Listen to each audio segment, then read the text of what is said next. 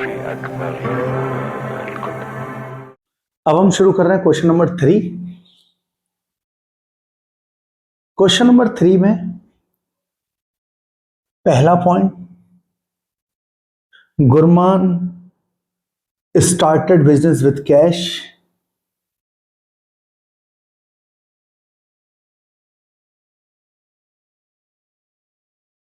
Gurman started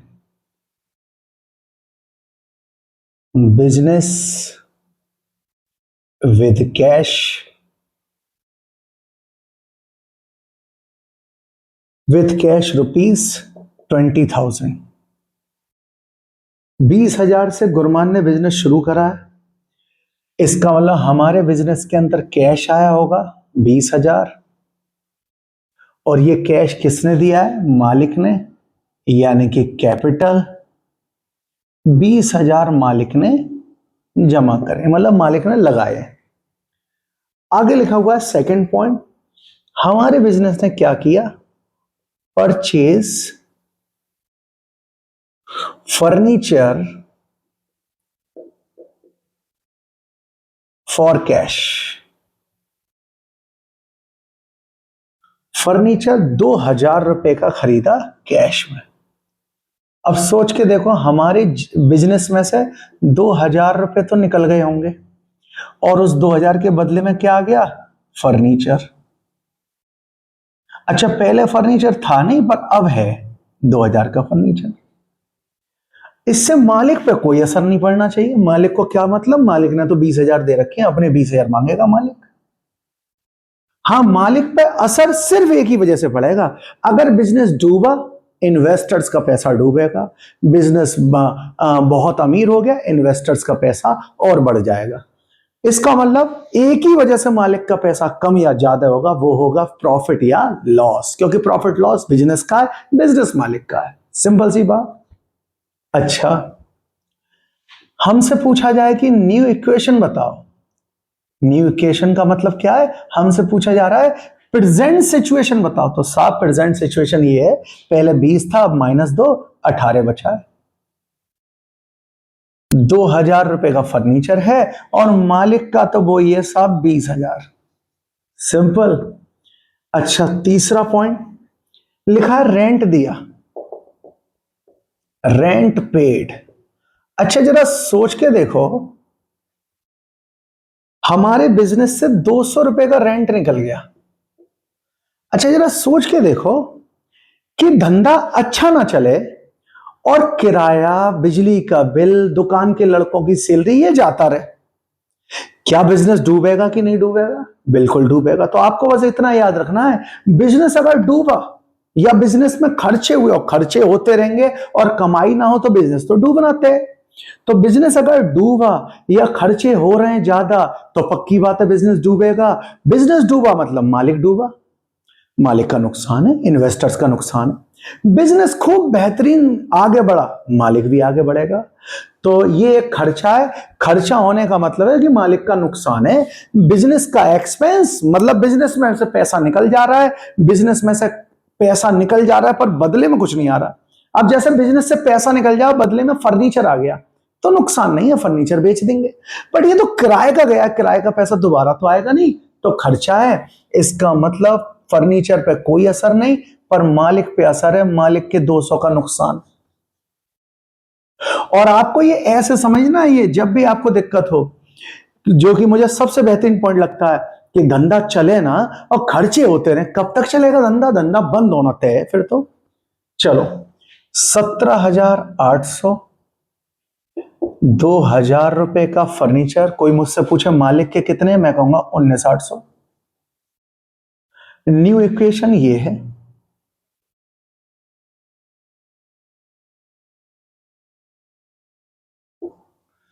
अच्छा, इसके बाद लिखा हुआ है fourth point, purchase goods on credit. कह रहे हैं माल उधार खरीदा है।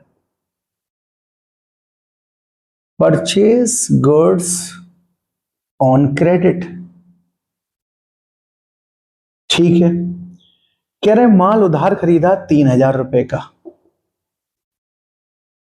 सिंपल।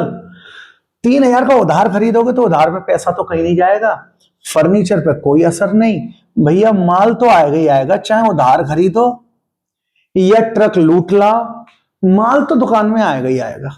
सिंपल सी बात। तो पहले माल नहीं था, फिर भी नहीं आया, फिर कुछ दिन बाद भी नहीं आया, फिर कुछ दिन बाद भी नहीं आया, फिर कुछ दिन बाद भी नहीं आया, बट अब आया है।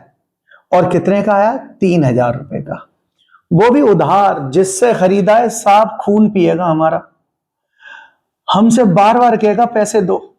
अच्छा पहले इसके पैसे नहीं थे, पहले खून नहीं पीता था ये, अब पीना शुरू करेगा, कहेगा 3,000 निकालो हमारे। सिंपल। 3,000 रुपए का माल खरीदा, 3,000 उधार मांगेगा। अच्छा मालिक पे कोई असर नहीं, इसलिए जीरो। और बार बार मैं वही कह रहा हूं, मालिक पे जब ही असर पड़ेगा जब खर्चा हो या प्रॉफिट हो, एक्सपेंस या प्रॉफिट। अच्छा न्यू इक्वेशन,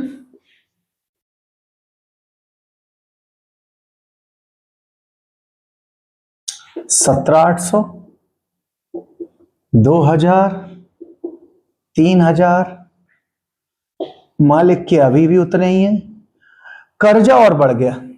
अभी तक इंटरनल लाइबिलिटी थी, अब एक्सटर्नल लाइबिलिटी और हो गई। अच्छा लास्ट पॉइंट इसमें और है, पांचवा, कह रहे सोल्ड गुड्स, माल बेचा है, कह रहे कॉस्ट तो 2,000 रुपए की है, 2 का माल है, बट सोल्ड इन कैश, रुपयों में बेच दिया, उधार नहीं बेचा है, 5,000 रुपए का। वाह, 2,000 रुपए का माल 5 में बेच दिया। सोच सकते हो हमारे बिजनेस कितनी बेहतरीन मेहनत कर रहा है कि अब कस्टमर भागे चला आता है और हमारा सस्ता माल भी महंगा बिक रहा है। यही हमारी गुडविल है, यही हमारा नाम है, यही हमारी पहचान है। 2,000 का माल 5 में बिक रहा है। और सच बात है कि बिजनेस कर रहे हैं, धंधा कर रहे हैं तो कुछ कमाने के लिए बैठे, 3,000 की कमाई हुई है। तो सबसे पहले 5,000 का माल बिका, 5,000 आ जाएगा जेब में, यानी कि बिजनेस का कैश अब बढ़ जाएगा, पहले 17 था बढ़ जाएगा। फर्नीचर पे कोई असर नहीं, फर्नीचर तो अभी भी बिजनेस के अंदर लगा हुआ है, ना बढ़ा है ना घटा है।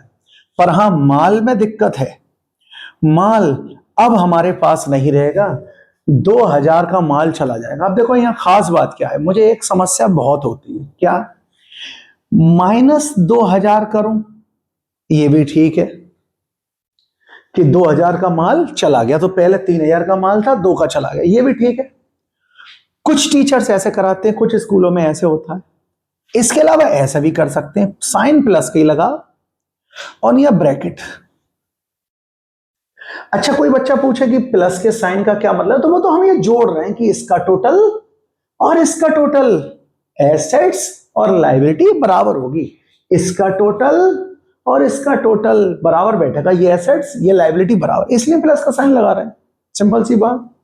तो 2,000 रुपए का माल चला गया, तो मुझे ज्यादा बेटर यही लगता है कि आप ब्रैकेट लगाएं, जो भी माइनस वाली चीज है। अच्छा 2 का माल 5 में बिक गया, 3,000 का फायदा।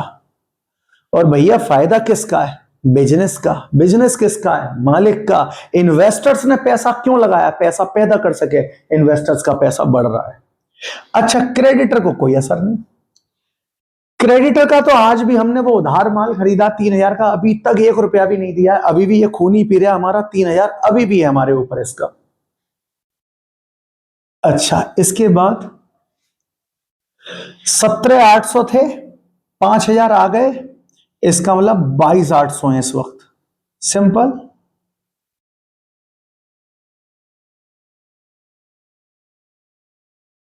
22,800 है इस वक्त हमारे पास कैश। कोई पूछा बिजनेस के गल्ले में, बिजनेस के पास कितना पैसा है? 22,800 है। कोई पूछा फर्नीचर कितने का है इस बिजनेस में? 2 का है साहब। माल कितने का बचा है? था तो साहब 3 का, 2,000 रुपए का जा चुका है, 1,000 का बचा है। और ये 22,800 मालिक का है, 19 और 20 22,800 और 3,000 रुपए का कर्जा। अब देखो इसका टोटल करके देखो कितना बैठ रहा है, 22,800 प्लस 2 24,800 और एक 25,800, ये भी 25,800 और ये भी 25,800। इसका मतलब दोनों का सम बराबर है। सिंपल। ये है हमारी new equation.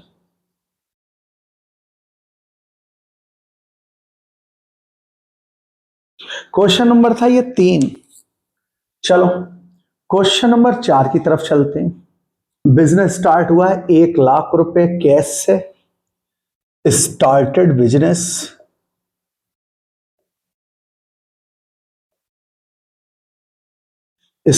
Business, with cash ₹1 lakh. कह रहे हैं 1 लाख रुपए बिजनेस में लगाए थे कैश। इसका मतलब मालिक क्या कहना चाह रहा है कि बिजनेस के अंदर 1 लाख तो कैश लगाए और साथ ही साथ 20,000 का माल भी लगाया। With cash ₹1 lakh and goods ₹20,000। इसका मतलब पता है क्या है? बिजनेस के अंदर मालिक ने 1 लाख कैश में दिया, मतलब 1 लाख लिक्विड फॉर्म में दिया है कैश में, और मालिक ने 20,000 रुपए का माल दे दिया। तो इस तरीके से तो मालिक का 1,20,000 रुपए लगा हुआ है बिजनेस के अंदर। सिंपल। तो हम लिखेंगे हमारे बिजनेस के अंदर 2 चीजें आ रही हैं। कैश आ रहा है प्लस स्टॉक आ रहा है। पूछा जाएगा हमारे बिजनेस में कैश कितना आ रहा है? 1 लाख। स्टॉक कितने का आ रहा है? 20,000। मालिक ने दिया था, हाँ, ये दोनों चीज मालिक ने दी थी। मालिक के पैसों को कैपिटल बोलते हैं। फिर लिखा हुआ है sold goods worth ₹10,000 for cash. Second point, first point था ये। सोल्ड गुड्स, माल बेच दिया, कीमत वर्थ रुपीस, कीमत तो 10,000 थी, बेच दिया 10,000 फॉर कैश, कैश के लिए बेचा है, कैश में बेचा है। बट सोल्ड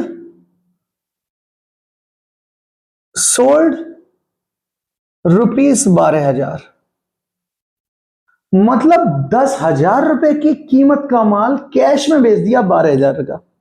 10 का माल 12 में बिक गया तो फायदे की बात है, 2,000 का फायदा हो रहा है। और हम कहेंगे हमारे बिजनेस के अंदर 12,000 आए, साथ ही साथ 10,000 रुपए का माल गया। सिंपल सी बात। अच्छा, 20 का माल था, 10 का गया, और 10 का माल 12 में बेच दिया, 2,000 का फायदा मालिक का। सिंपल। न्यू इक्वेशन देख रहे हैं। न्यू इक्वेशन, इस वक्त प्रेजेंट सिचुएशन क्या है बिजनेस की? प्रेजेंट में 1 लाख रुपए कैश और 12,000 का माल बिका। प्रेजेंट में 1,12,000 रुपया है। अच्छा, और 20 का माल था, 10 का गया, तो अब इस वक्त प्रेजेंट में 10 का माल है। तो सोच के देखो, हमारे पास 20,000 का माल था, 10 का माल बेच दिया। अब वो 10,000 का माल चाहे हम 15 में बेचें, 25,000 में बेचें, 25 लाख में बेचें, माल तो 10 का गायब हुआ है। तो 20 का माल था, 10 का गया, 10 का बचा है। और मालिक के तो मजे आ गए, 2,000 का फायदा। मालिक भी कह रहा है बिल्कुल सही हो रहा है बिजनेस के, इसीलिए मैं बिजनेस कर रहा था। 1,20 लगा के 2 का फायदा हो गया। अब बिजनेस में 1,22 है मेरे। अच्छा, तीसरा पॉइंट है परचेज फर्नीचर।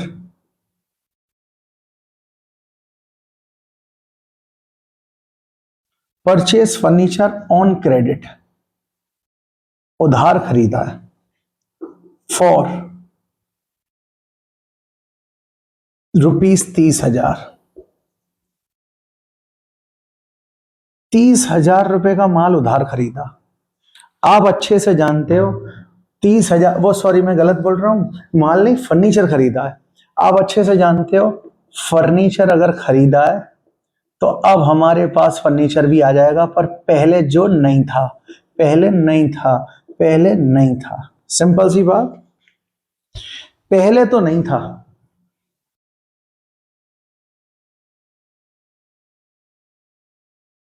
पहले तो नहीं था, बट हाँ अब है। और कैश गया नहीं है, उधार खरीदा है, स्टॉक पे कोई असर नहीं। पहले नहीं था, 30,000 रुपए का अब आ गया। पहले तो जीरो था, अब है। उधार खरीदा, इससे कोई मतलब नहीं, मालिक पे कोई असर नहीं पड़ेगा। मालिक पे तो असर आपको पता होना चाहिए, प्रॉफिट होने पर या लॉस होने पर। अच्छा, ये उधार खरीदा। अब एक खास बात, जब भी आप गुड्स उधार खरीदें, गुड्स उधार खरीदें, तो जिससे खरीदते हैं उस इंसान को क्रेडिटर बोला जाता है। बट गुड्स के अलावा अगर कुछ भी खरीद रहे हैं तो उस इंसान को क्रेडिटर नहीं बोल सकते, उसको बेंडर बोला जाता है। मतलब बेंडर मतलब सेलर, उसको सेलर बोला जाएगा, और वो सेलर ही होता है, सेलर ही लिखते हैं, बस सेलर का थोड़ा अच्छा शब्द बेंडर, और यहां लिखा जाएगा बेंडर। सिंपल। क्या बेंडर के पहले से पैसे थे? नहीं। पहले से थे? नहीं। पहले से थे? नहीं। अब हैं? हां बिल्कुल, 30,000 रुपए बेंडर के। सिंपल। और टोटल 1,12,000 प्लस 10 प्लस 30। कोई पूछे क्या क्या है भैया, कैश है 1,12,000, 10,000 का स्टॉक है, 30 का फर्नीचर है, मालिक का पैसा वही 1,22,000 है, और वेंडर का भी, किसी और का भी है कि हाँ वेंडर का है 30,000। टोटल देखो जरा, अगर आप चेक करके, इसका टोटल इसके बराबर होना चाहिए। तो 1,12,000, 10 1,22,000 और 30 1,52,000, और ये भी 1,52,000। Total asset is equal to total liability, और ये है न्यू इक्वेशन। मैंने आपको 4 क्वेश्चन करा दिए टोटल। टोटल 4 क्वेश्चन आपकी 2024 वाली बुक के हैं, यानी कि पिछले साल वाली बुक के हैं। इस साल वाली बुक से नहीं कराएं, पर यही वाले क्वेश्चन होंगे, आप जरूर देख लें। और क्वेश्चन देखने की भी जरूरत नहीं है, यहां लिखा हुआ है ये सब, सिंपल सी बात। आगे के क्वेश्चन इसके 5 6 7 8 मैं कराऊंगा, या मैं पूरी कोशिश करूंगा कि उनमें जो इंपॉर्टेंट पॉइंट है वो सब एक क्वेश्चन में बना के करा दूं, जिससे जल्दी खत्म हो जाए।